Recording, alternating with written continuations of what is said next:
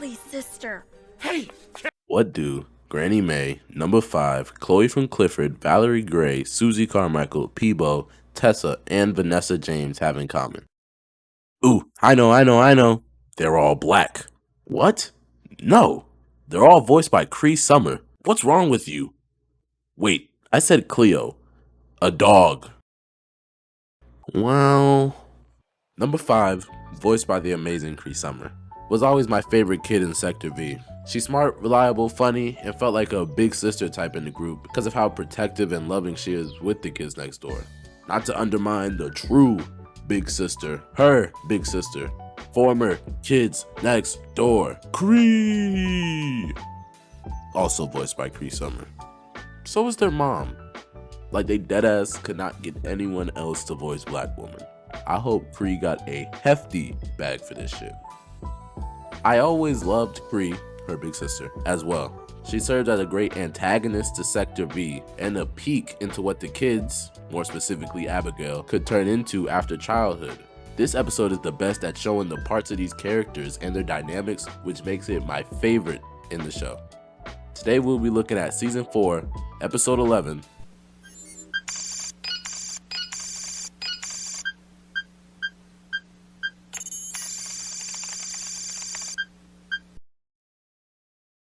This episode starts with a flashback from 3 years ago where teens break into a kid's bedroom to give him chickenpox.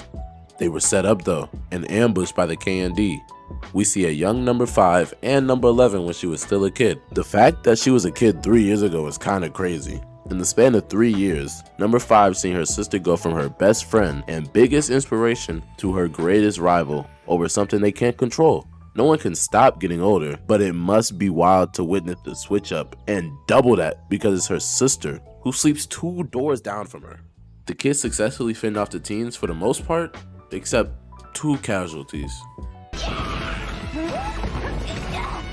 Oh no!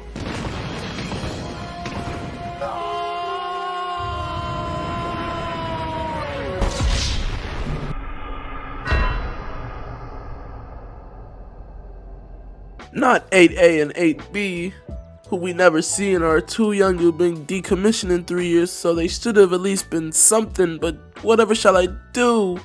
I'm being sarcastic. After the teens run, some other KND operatives come in to help out. Hey, there's a young Number 86. The kid whose house got broken into, Number 9, explains what happened to the current Supreme Leader, Number 100, and the KND deem it a failure because they don't know the source of the teens' chickenpox. Former Sector V leader Cree tries to take the blame for the failure, but since it was Number 9's idea, he takes the blame and he even proclaims, "And from this day forward, I will leave my sector and scour the earth in a quest to find the teens' pox. I swear I will never, ever..." Hello. Sorry to interrupt your pretending, but I thought you kids would like a break and have some of Mommy's homemade oatmeal cookies. Mom! shit, if you don't want them, I'll take them. They look good. Ungrateful ass. End of flashback. Back in the present day, Sector V, including Maurice, are at a table talking about how he was alone for 3 years and found out that the teens get their chickenpox from an unknown island. 3 years and that's all you could come up with? He was better off coming back to Sector V and fighting the good kid fight. They are interrupted by number 86 with a birthday cake. The shot widens. They are at the K&D base because it's Maurice's 13th birthday, aka time for decommissioning. Before leaving, he gives a heartfelt speech to the entire K&D about how much he enjoyed his time there, and it left everyone teary-eyed. Some more than others. Maurice blows out his candles and honorably decommissions with his head held high. Later in the Sector V treehouse, all the kids are chilling, having a good time, all but number 5. She's sitting alone and it's obvious that Maurice's decommissioning is affecting her in some way. So much so that she yells at Kooky, Hey, number 5, have you thought about what you want for your birthday next week? Nothing. Really? Not even a so happy to be a year older rainbow monkey? Its joints crack when you squeeze it, and it sings happy. Will you shut up, girl? Number 5 didn't mean it. She only snapped because she doesn't want to grow older and become an evil teen one day, like Maurice or her sister, but there's nothing they can do. Or is there? Not the becoming a teen part, but they can prevent Maurice from becoming an evil child hater, and that's exactly what they do. Number 1 commands Sector V to monitor Maurice and ensure he is not recruited by Kree and the teens. But Kids Next Door regulations require we let decommissioned operatives live without interference. We could get into serious trouble. Man, shut your whole ass up.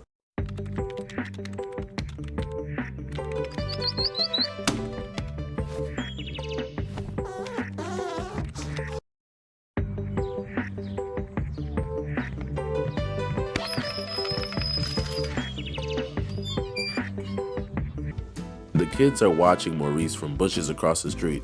Since he's a teen now, he's doing cool teen things, like listening to music and being mad at his mom. All right, I'm going. Sheesh. Stupid trash and stupid nagging and stupid orders is just stupid, that's all. You're not the boss of me. What did you say? Nothing. I feel you, little nigga. Soon after, he is approached by a cheerleader, which number 5 thinks is bad. While number 4 is taunting her and calling her jealous, they are attacked by Kree. She says that Maurice would never like her. Kinda harsh, but this is the battlefield. Fair point, fair point. Then she chases them into a bunch more teens, but the kids have an ace. The rest of Sector V erupts from under the ground in... Kids Next Door, Underpound. Useful neighborhood devices, excellent reconfiguration produces outrageously unstoppable noisy destructiveness. I love the mechs and robots and inventions and all those things that the Kids Next Door use so much. That's all. I just wanted to acknowledge the bangers. During the commotion of a brawl in the street, Kree and other teens scoop up Maurice in a flying van, but number 5 does some Nightwing acrobatics and barely catches the van by holding onto the back. Before she could enter, Yeah, hello, sis. Say cheese. Hey, are you sure you know what you...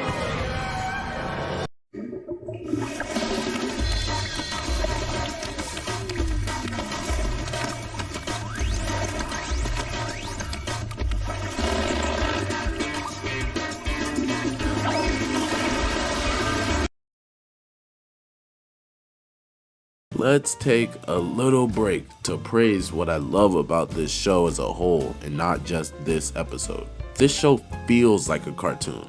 Does that make sense? Like when I think of stereotypical, you could say, cartoon, I think of Codename Kids Next Door. That is not to say it's generic. It is anything but. The show establishes the lore and rules of the world they live in so well, and while they are wacky and nonsensical, they are stuck to hard, which really helps the viewing experience with the imagery they use to portray these kids' imagination as in-universe canon. It's perfect. Show us what you can do.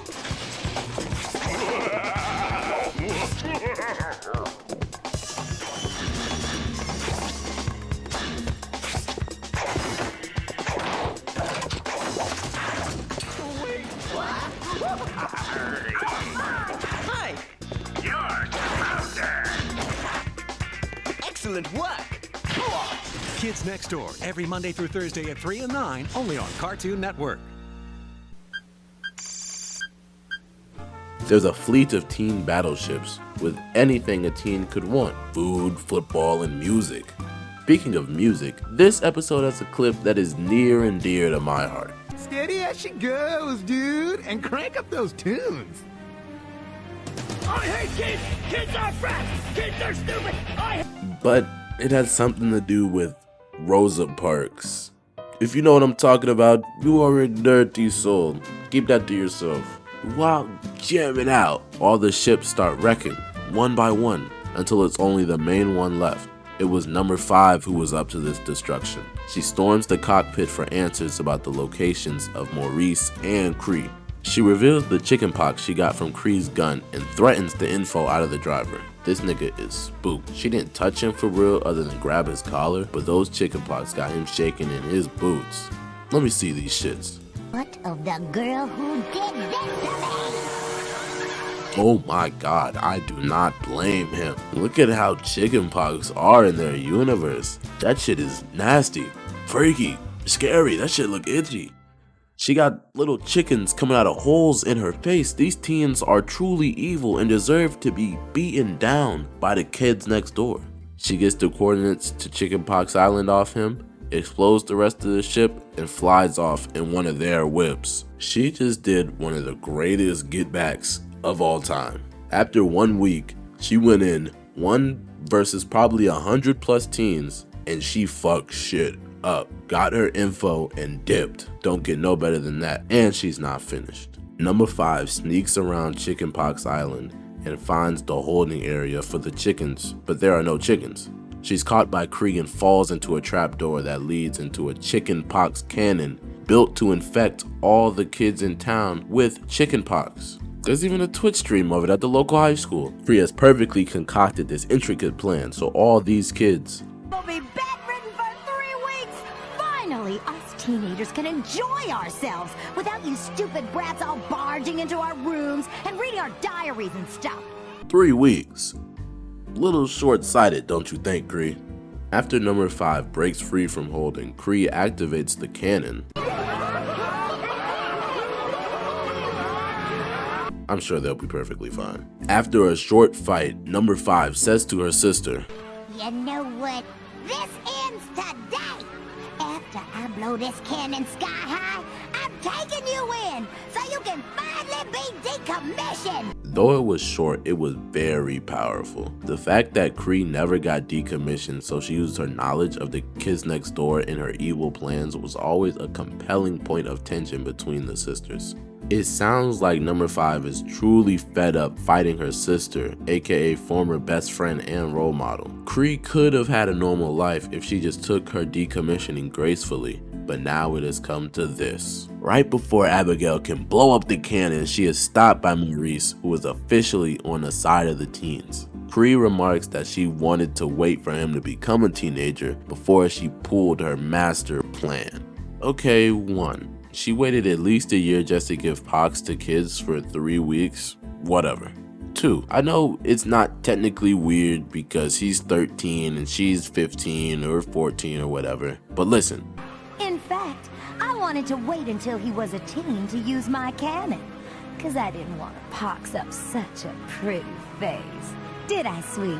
Now again, I know it's not weird, they're both under 16. But that sounds predatory as shit. Seeing all the chickens being loaded up into the cannon and her sister booed up, number 5 gives up. She thinks there's no point in fighting. Her sister is a teen and so is Maurice, and she's not too far behind. While she's on her knees, feeling defeated, Kree comes in and hugs her. Aww, she cares for her sister and feels bad.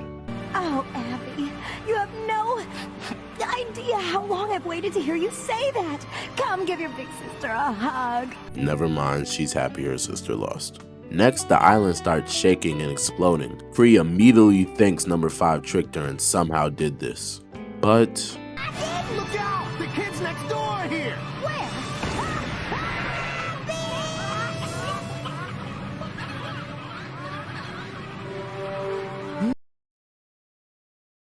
what? Maurice saves Abigail and saves the day by redirecting the pox cannon to the high school. But how? He was decommissioned. I wasn't really decommissioned. I'm not permitted to tell you everything. But a few of us have been selected to remain kids next door after our 13th birthdays. We act as a super secret covert unit that infiltrates teen and even adult facilities to gather information for the Kids Next Door Global Command. Boom. Mind blown. I was not around when this premiered, but I can only imagine how hyped this was to see that there are secret KND operatives. I would have been speculating who in the show could be undercover. Like another teen, Chad, aka 247. Damn, Kree got rats at her camp. She like Drake. As Maurice is putting the finishing touches on the island, number 5 is rescued by the rest of Sector V, and number 3 is irate. You gotta be crazy running around with that chicken pox! You catch the rooster cough and turn purple, silly! What are you, nuts? She got a point, rooster pox are no joke. Ask my cousin Larry. Later, Maurice shows up at the Lincoln's home to comfort Kree while she has the chicken pox, and totally doesn't make it obvious that he is against her and everything she does and stands for. This episode was amazing if you ask me, and you're on my channel, so you did ask me. It gives more insight into how the KND works. It tackles Number 5's feelings towards growing out of the kids next door, and kids' fear of growing up in general. Number 5's personal attachment to the teens who were opposing her made the talking scene so dramatic. Whether she was talking to Cree or Maurice or both, it felt more than KND versus teen business. Because it was. It was a personal altercation between sisters and a childhood friend. It's cinema. I just can't go a Cartoon Network video without saying this one thing. Fuck you, David Zaslav. Fuck David Zaslav. I know you've seen those mock drafts of your replacement. I can't wait. That will be my endgame. The day David Zaslav no longer works for WB, I will be at my happiest. Thank you for watching this YouTube video. If you liked, make sure you like, comment, subscribe, share, all that jazz. Thank you so much. Thank you for close to 2K views on the last video. I see y'all fuck with Kim Possible. Maybe some more in the future. Thank you for 100 subs. I know it's a little amount, but I've always wanted that number. See what I did? Number. Since I was like 12 or something, I just think it's cool, you know. I fuck with it. Thanks for all the lovely comments saying I'm gonna be huge. Maybe not. Who knows? I enjoy you all. Enjoy me yapping about cartoons. Hope you have a great day. See ya.